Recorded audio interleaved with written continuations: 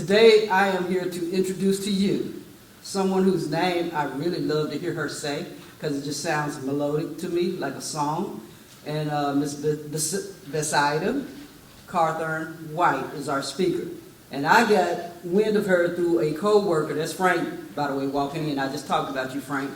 I got wind of her and her greatness through a co-worker who used to work here probably 10, 15 years ago, Juwan Johnson, Dr. Juwan Johnson now. And he's like, you got to hear this lady speak. And I looked her up online and I'm like, yep, that's the right one. So I'm glad she chose to come and visit with us and share with us some of her greatness. So without further ado, I will introduce the one and only, not yet connected to Arkansas, but maybe, Besaida Carthern White.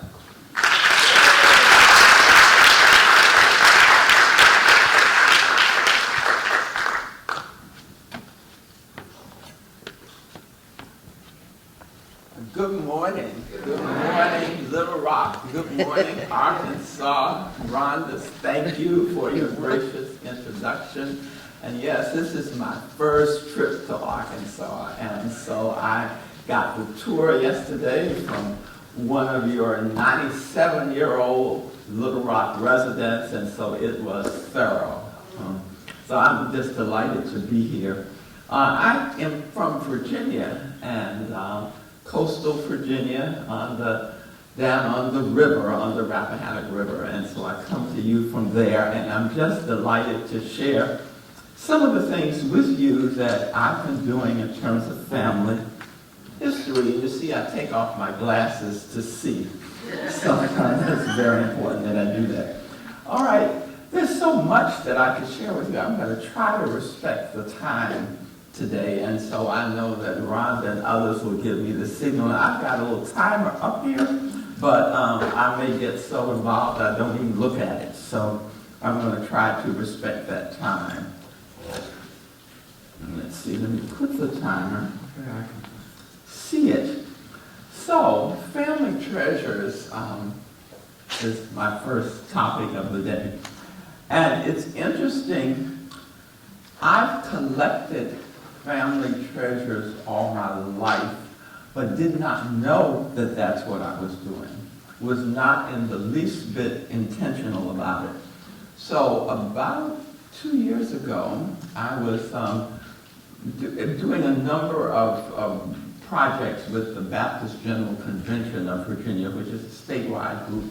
And they have this initiative called Sacred Spaces, Preserving African American Churches, Cemeteries, Schools, etc. And their associate director in a family history section started to talk about family treasures. And as those wonderful things that we hold on to, and I thought, so that's what I'm doing. I'm collecting family treasures. I hardly didn't know it. And so that, I have a genealogy society in Eastern Virginia I'm president of. So what we did that next meeting is we asked folks to send pictures of their special family things, and I created a PowerPoint from some of those things that people sent in, and then we shared them, and folks were just so excited about it. That same year, and you'll see more of this later, we were deep in pandemic, of course, and things that we had done as a community and as a family, we needed to do differently. And so for our family Christmas dinner, I asked people to share things, my family members, just to send pictures, and most folks said they didn't have anything. But those who did, all of a sudden we were on to something. Share those family treasures, tell those stories, get interest from folks who probably not been previously interested in family history. And so we were really on to something. So, family treasures, what are they? Highly valued or prized, based on memories and connections to people, places, things. Family treasures may have been passed down from generation to generation to generation, and you'll see some of those in this presentation. Or they may be newly created, newly acquired. They hold special meaning. They tell tell us about the lives of our ancestors, and they enrich that sense of family and community. Now, you may ask, well, are they valuable? You know, we look at, what was that show, Antiques Roadshow, and we're learning how much something may be valued. Well, family treasures don't necessarily have a monetary value, but they may. But they are important to you because they tell your family story. They provide comfort. They help us to see what was going on with our ancestors. One of the things that I like to say, you know, as family historians, we are saying so was born on such and such a date, they married, they died, and you've got the skeleton of family history. But when you start to fill in those stories, then I like to say that those family treasures help us to put some flesh on the bones of the family history. They help us to bring it alive.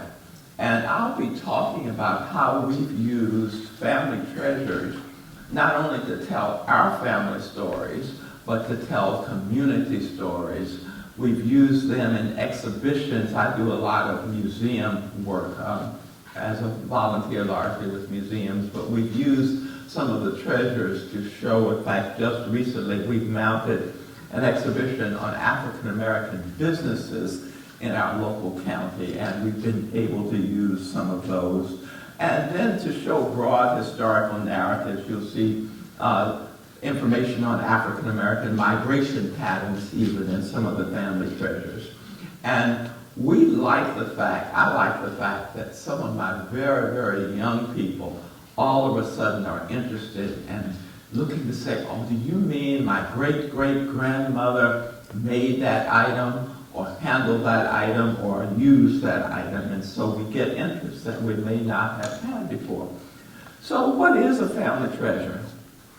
Can be almost anything at all. Jewelry, furniture, housewares, clothing and other textiles, books and documents, of course photographs, tools, musical instruments, artwork and crafts, medals and awards, ephemera. Now what do I mean when I say ephemera? That's those things that are made to have a very short life, so to speak. Your theater ticket, your program for today, today's newspaper. So those are examples of ephemera that can be your family treasure.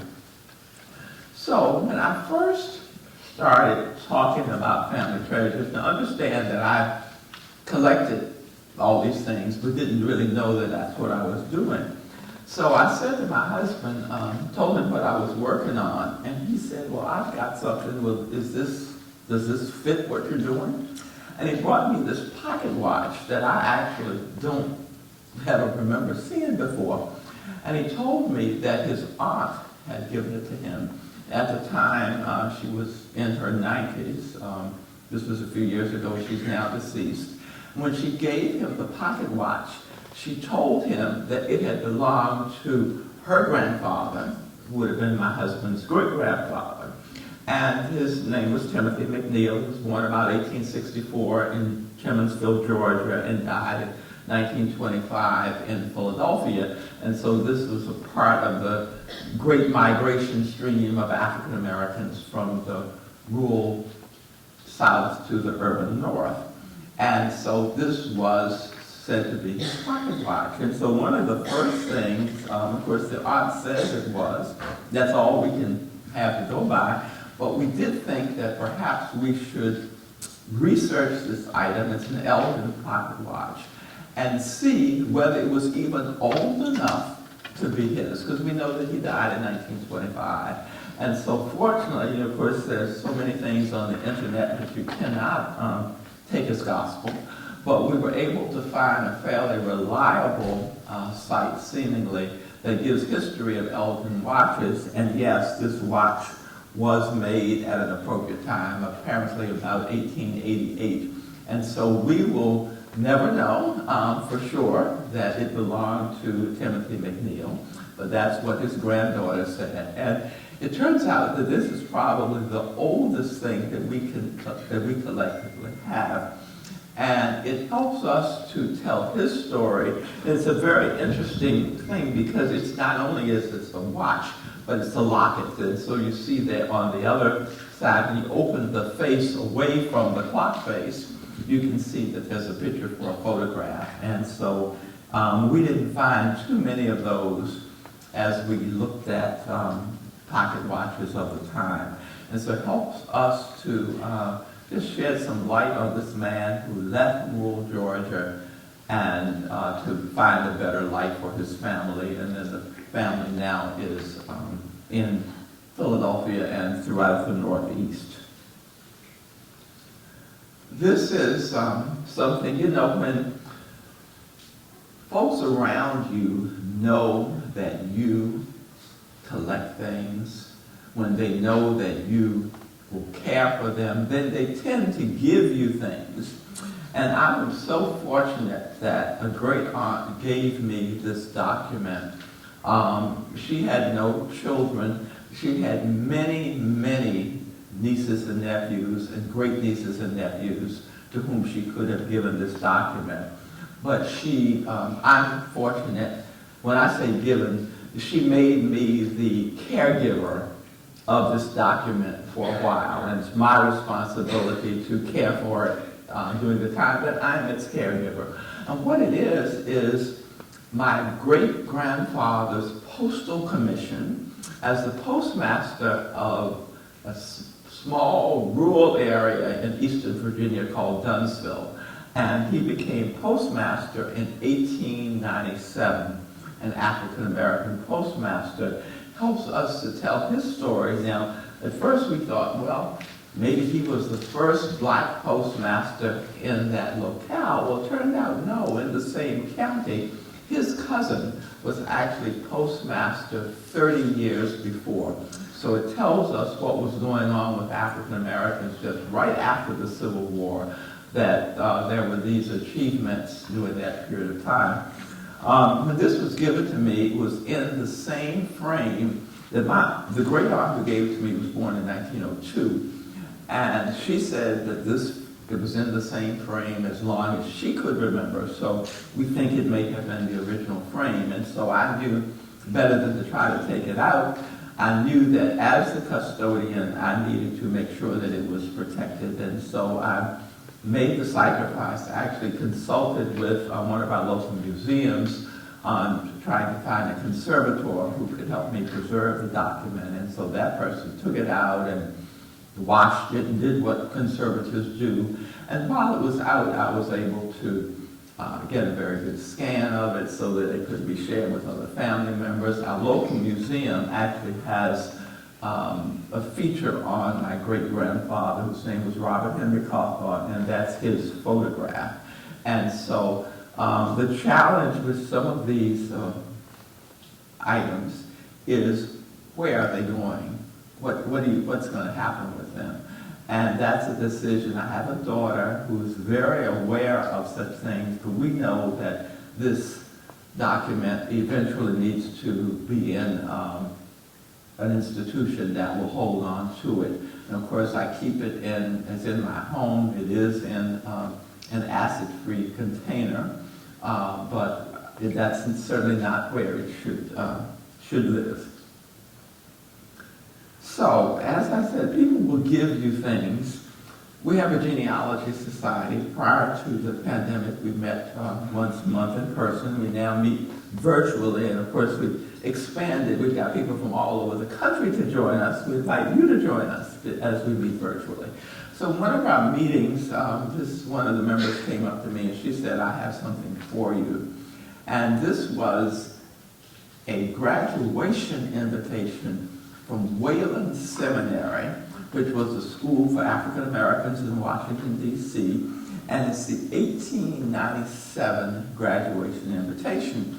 She gave this to me because she knew that I had a relative who was in that class. It's something I had seen a bad copy of before, but I was just overjoyed to get the actual invitation.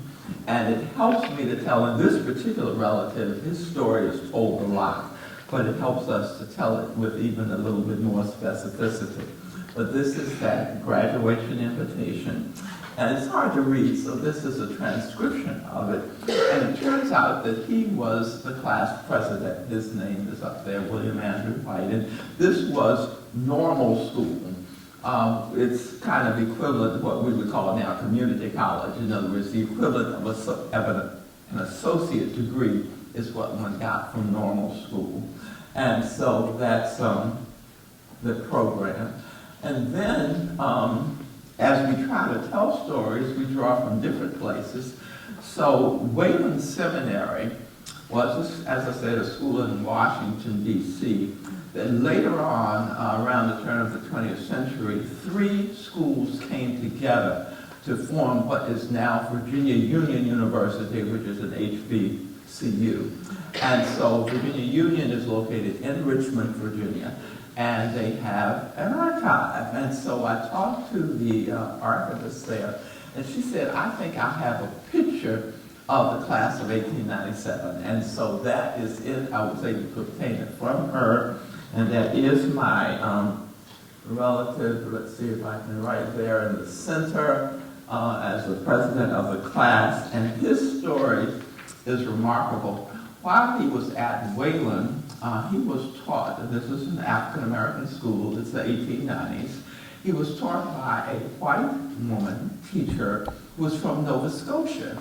And so she convinced him, told him that things were much better for Negroes in Nova Scotia than in the American South or the American North for that matter. And he wanted to get a baccalaureate degree. And so she told him that if he would go to Nova Scotia, that she would try to help him get into her alma mater, which was Acadia University, and that she would try to help him with the finances, because of course he didn't have any money. He was coming from a large family in rural Virginia. And so he took her up on her offer, and he went to Nova Scotia. He became I think maybe the 3rd black person to get a baccalaureate degree from Acadia University in 1903. And so then we actually, as we tell this story, this is his graduation picture. And again, people help you. You know, this whole idea of genealogy and family history, community history is best done in cooperation with others. And so I have an extended family member who turns out now is a DNA cousin that we just found out about. And she was doing some research in a special archive at Temple University in Philadelphia. In fact, this is the Charles Blockson connection. And she called me and she said, I think I found a picture of your relative, and it's in the Still papers. Okay, we say William Still, it's always confusing. Not William Grant Still, the composer, but William Still, the abolitionist in Philadelphia. So the Still papers are housed in the Blockson collection at Temple. And this is when she found, or where she found the picture of my relative.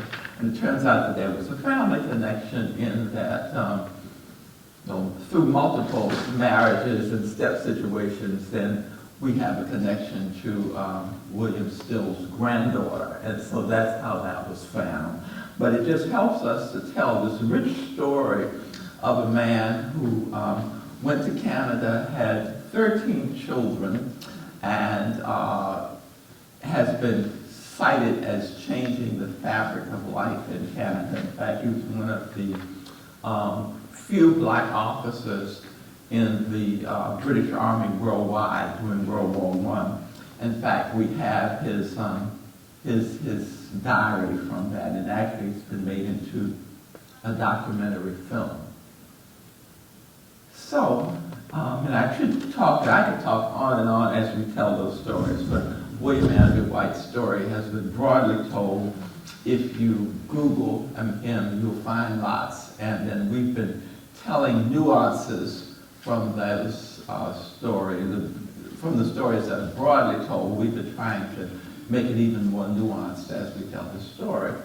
So this is that person's brother. This is my great-grandfather, who had a very different path in life. He stayed in rural King and Queen County, probably never spent more than 30 nights in his life outside of King and Queen, but he was a leader there in his own right.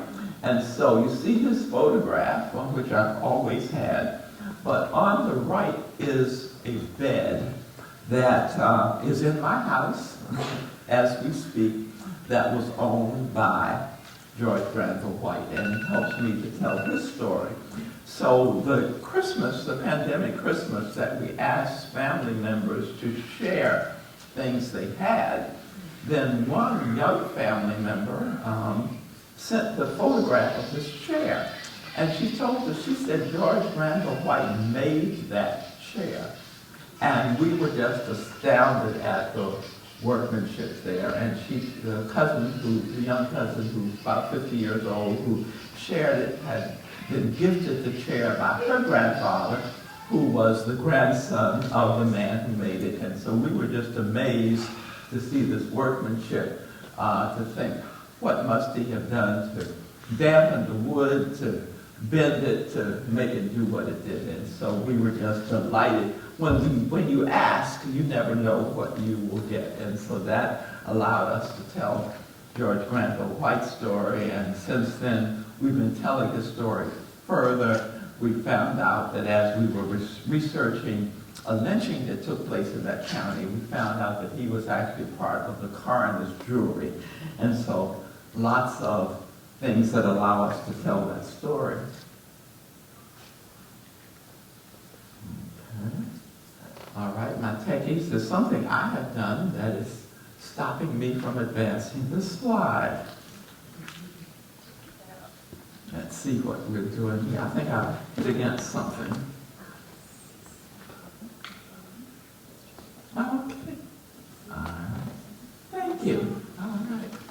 So this is another of my family members, and much of this is, I'm still discovering with my family. So my folks tended to keep almost everything, which is a good thing and a bad thing in another way. But my husband and I lived in the home that my parents lived in for many years, and I'm still finding things in that house.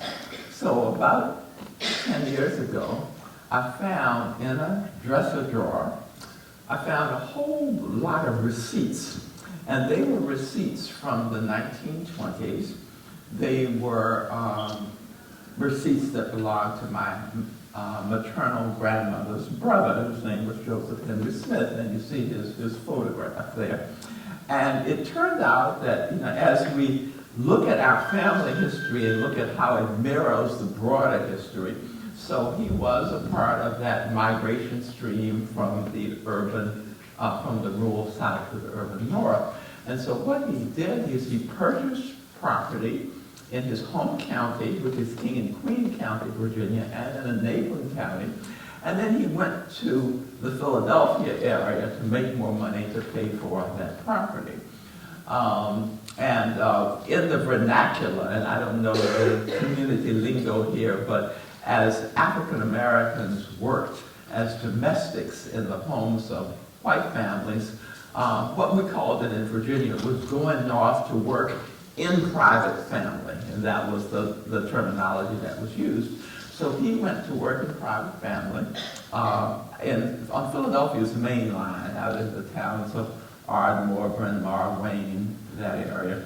And he made a substantial amount of money for the time and his situation, and he was able to pay off the debt on the property, taking a deed of trust on the real estate. He was able to pay it off early. So I'm getting ahead of myself because I started with these receipts, and I knew this was Uncle Joe's picture.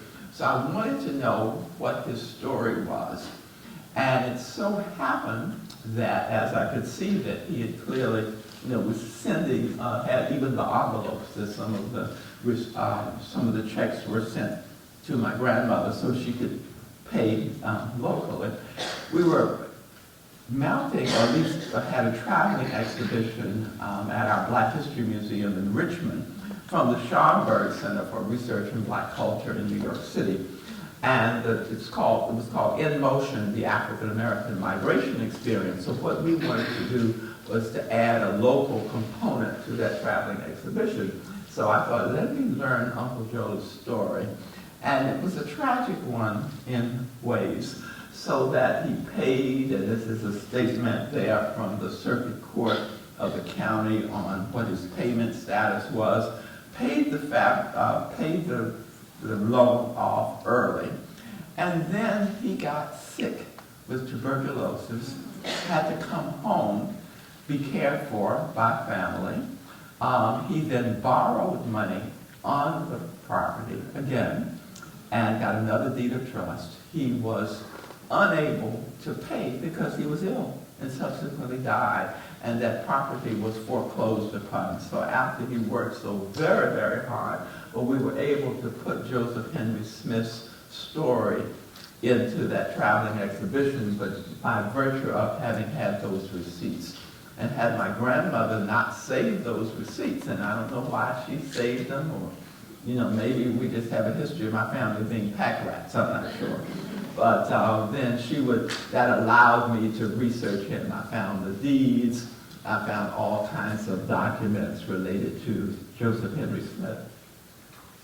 And so this is my grandmother, his sister, my maternal grandmother. And what you see is a pendant that appears to be gold, or this golden color, and it's probably 10 karat gold.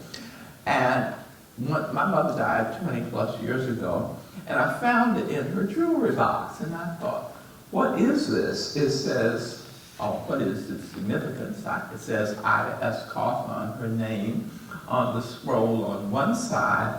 On the back it says WDB MC 1916 to 1942. Now I was lucky because I'm a church historian. Then I knew what that was. It's the Women's Baptist District Missionary Convention, although somehow it got the B and the D interchanged on the back. And I did remember that my grandmother had been very involved in what they call the Women's Convention. And if I didn't know, this was before I was born, and she was still involved when I was 5 and 6 years old, but I didn't know the details. And so I thought, well, let me find out what she did. She did something for a long time, from 1916 to 1942. And so I had some time before then done some research and was able to find the minutes of the Women's Convention when she was elected in 1916. She was elected treasurer.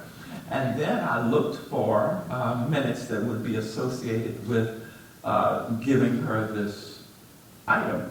And I didn't have to look too far because it says 1916 to 1942. So I looked at the 1942 minutes, didn't find anything. And then I got to the 1943 minutes of the Women's Convention. And it says that the president and the treasurer, Mrs. Ida Cawthon, were awarded these medals for their years of faithful service as president and treasurer, respectively. And it says they were in the form of a locket. I wouldn't particularly call that a locket because it doesn't really open up, but I was able to document, and I have that item that I will pass on to my daughter, and I'll talk a little bit more about it later as we talk about documenting family treasures. Then to tell my grandmother's story just a little more. She was a teacher. In fact, she graduated from what was called Virginia Industrial Institute. They'd taken out the collegiate by that time, in 1905, and she went to normal school. She didn't have a baccalaureate degree, but she taught for many years in the several private and public schools in our rural area. So, as I said, they kept everything. This is her 1937-38 contract with King William County School Board. And King William is a county that's probably about 25 miles away from the county where my grandparents lived. And so what is so interesting about this teacher contract, of course, the school year was only 7 months or so, black schools didn't have what we would call a full school year. And she was paid $47.50 a month, or actually for a term of 8 months. And what is interesting to me, it says teachers shall be responsible for the sanitary condition of all school buildings and grounds at all times during the school term. So basically she, in addition to being hired to be the teacher, she was hired to be the janitor.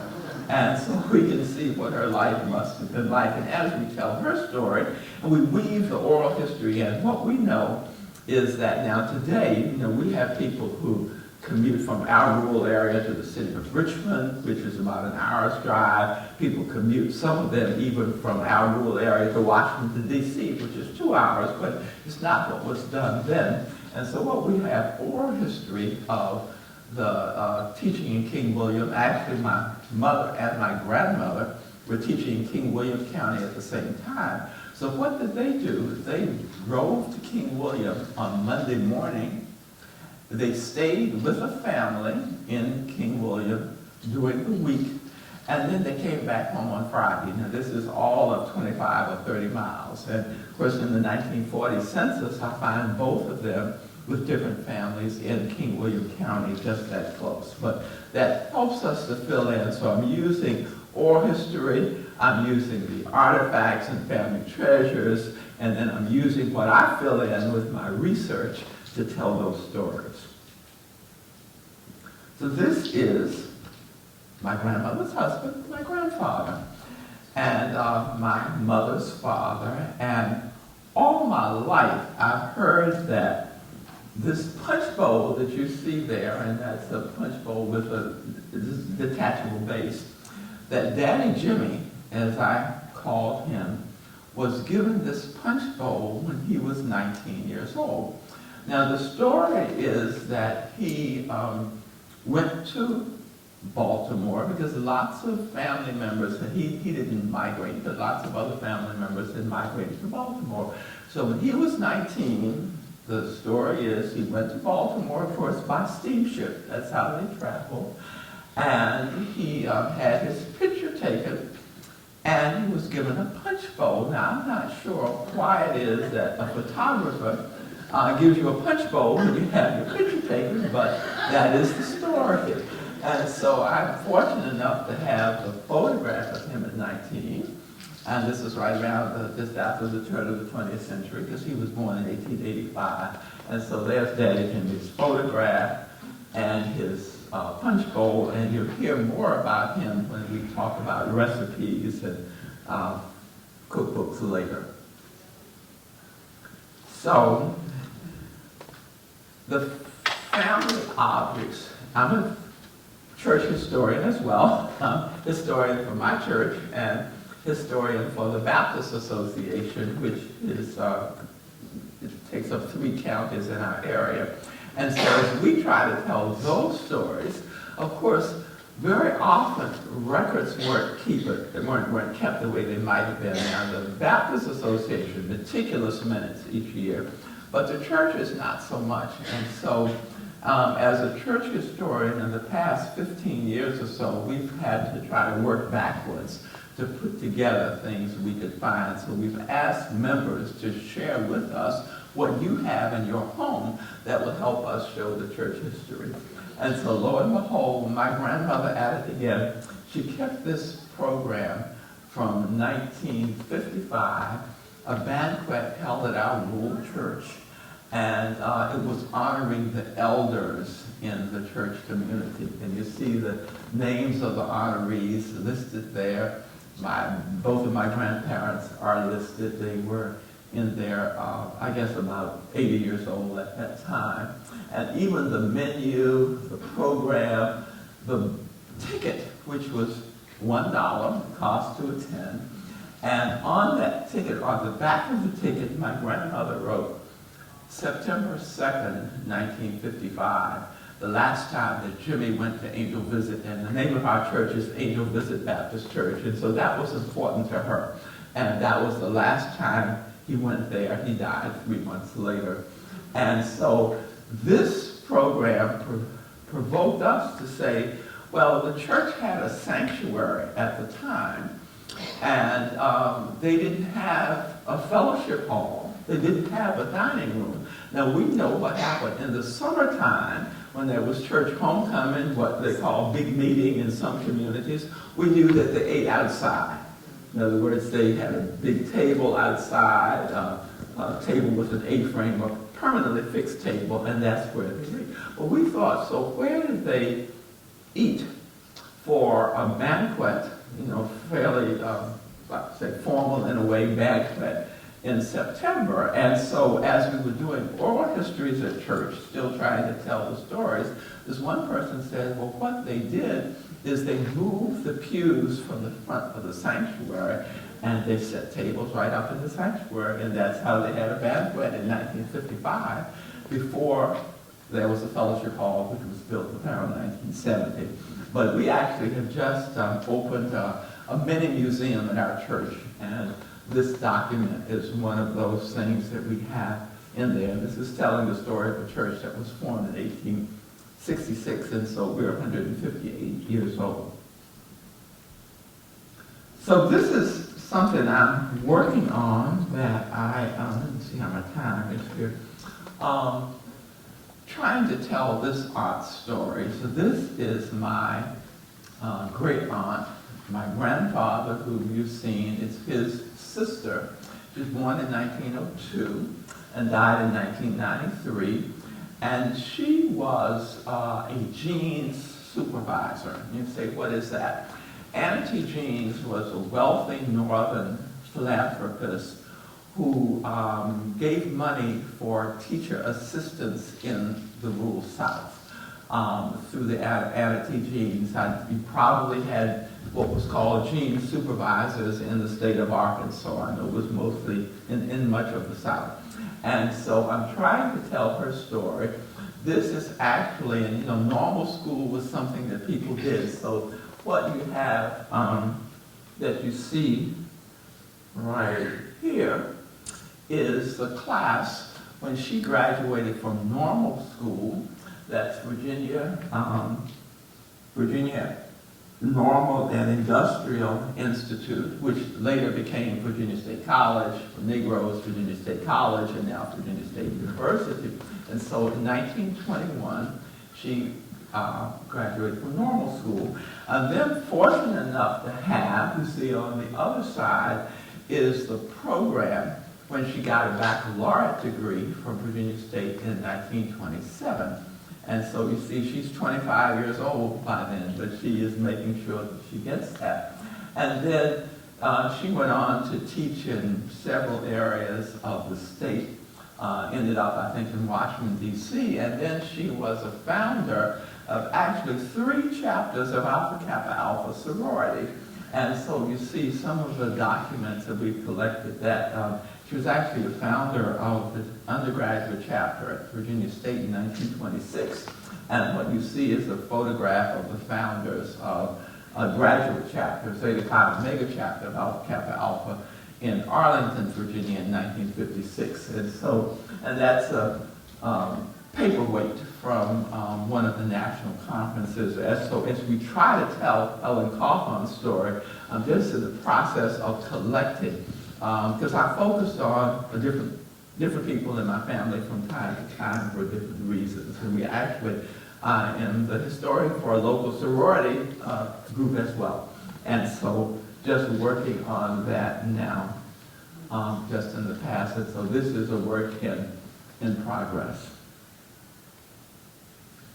Now, my other grandfather, this is my father's father, Lilburn White, and that bell that you see is in my house. It's always been there as long as I can remember. And this man was a teacher in the local area, was a preacher as well.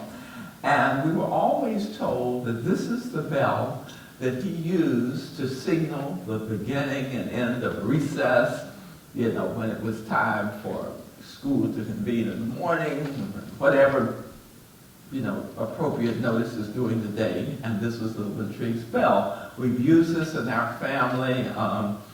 When one of my cousins got married, they they created a role for my daughter, and she was called the bell ringer. So the bell ringer went up, came down the aisle along with the flower girl and the ring bearer.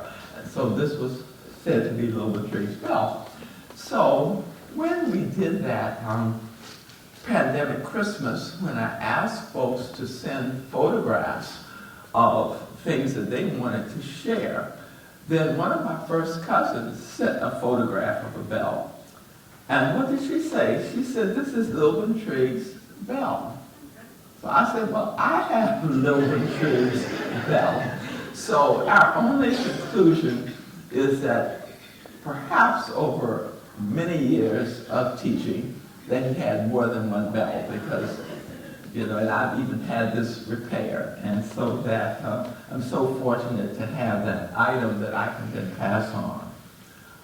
And so as we tell these stories, so this is not something I collected, this is off of Ancestry, but this is his World War I draft registration. Of course, all the men had to register.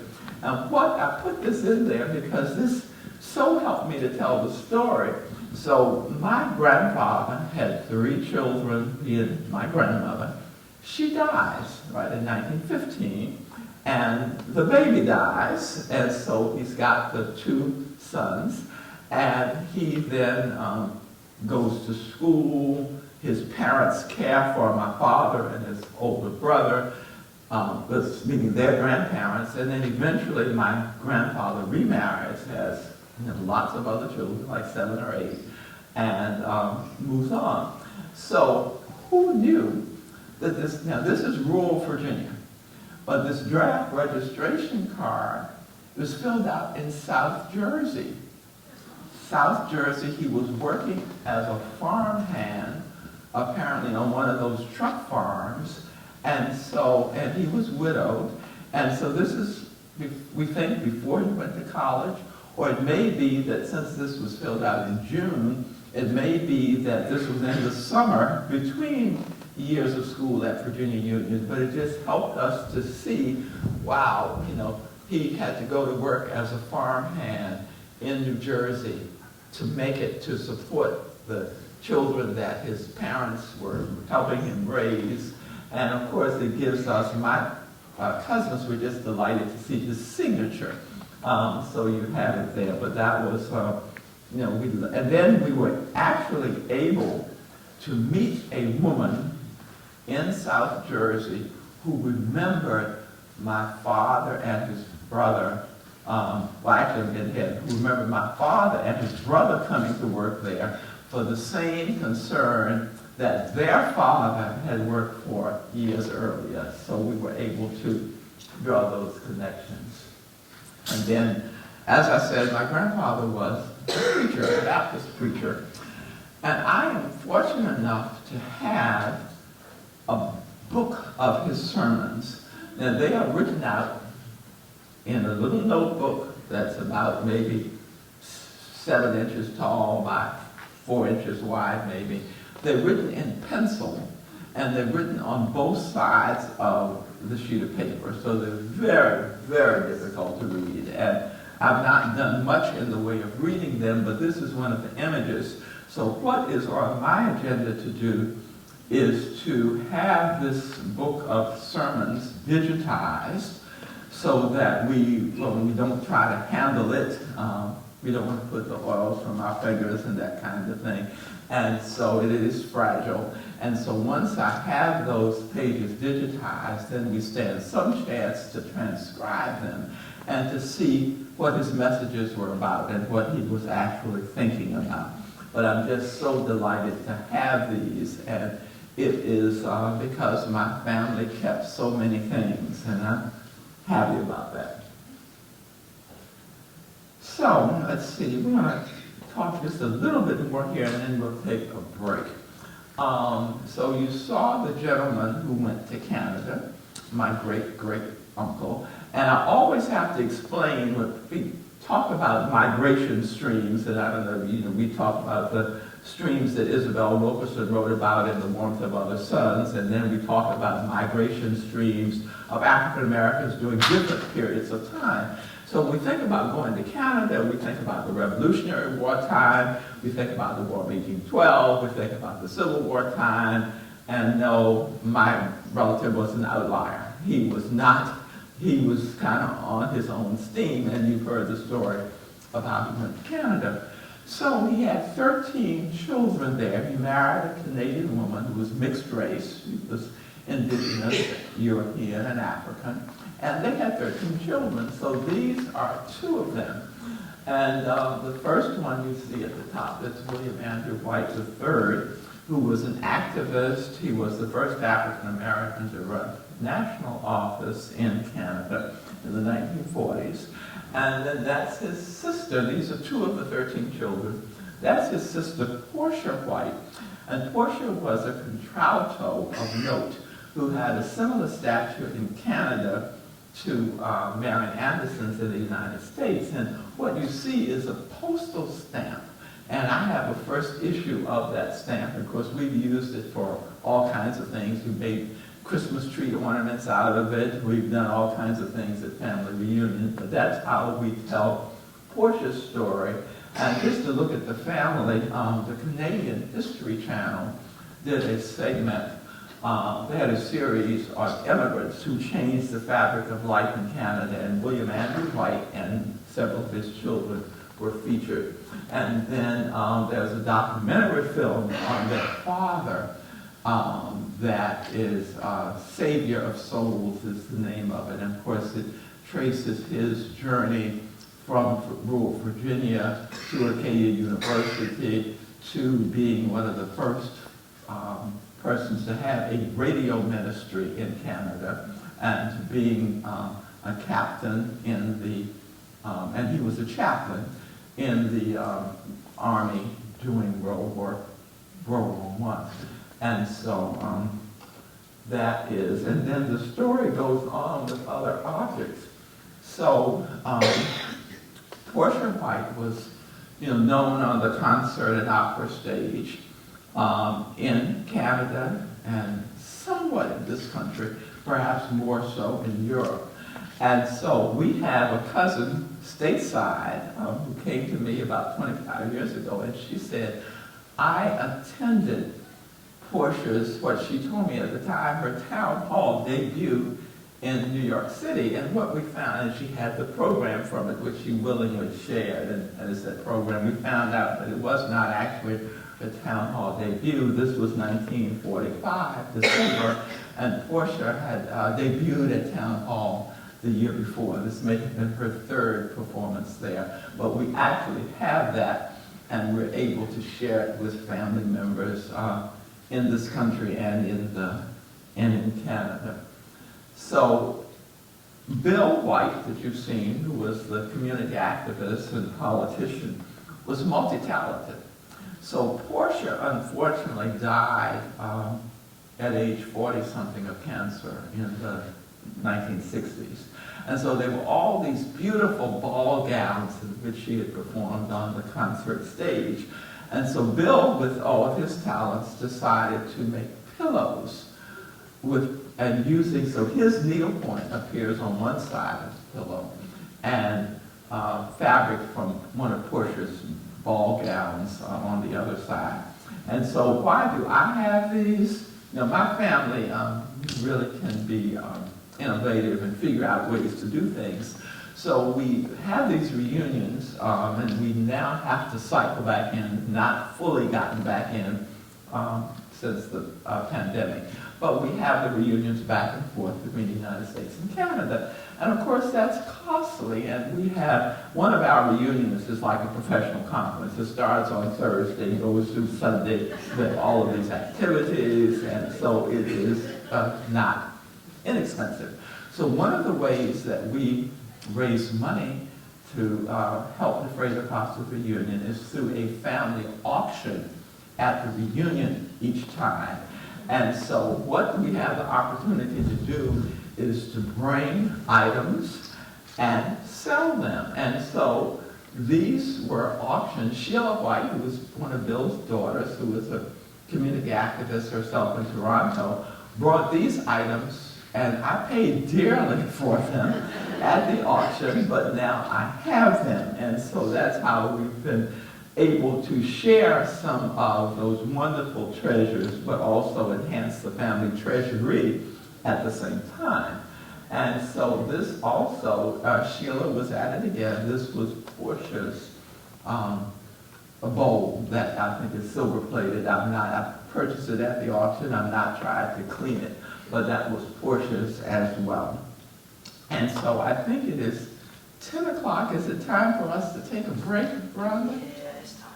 Is it? Okay, well, we're going to take a break and then continue with this discussion of family treasures.